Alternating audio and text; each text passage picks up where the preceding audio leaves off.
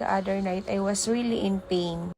Dahil nag-alala siya, gumawa siya ng paraan para masamahan ako sa doktor dahil alam na alam niya na hindi talaga ako pupunta dito at magpa-extract ng dugo ng walang kasama. So, ayan, kabado ang akla.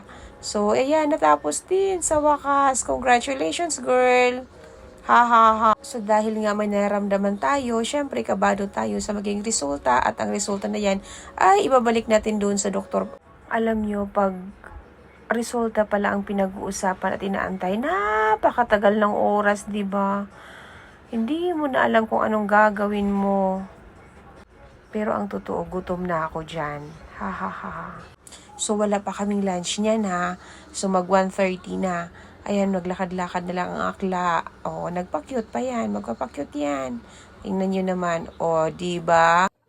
At dahil nga wala kaming kain, so dumaan sa BGC at pinasunod pa ang mga bata. So, ayan na sila. Dumating na sila. Nagulat sila, diba? Kung saan sila pupunta. Hindi nila alam na may Grab na sa baba ng bahay at dadalhin sila sa BGC. 20 seconds yung chika nilang Tagalog.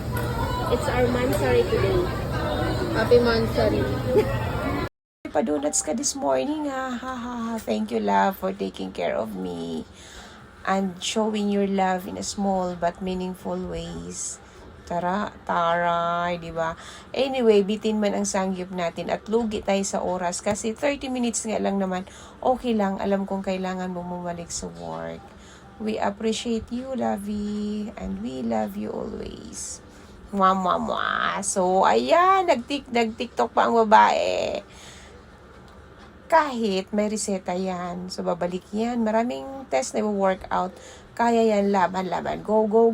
Love you all. Bye.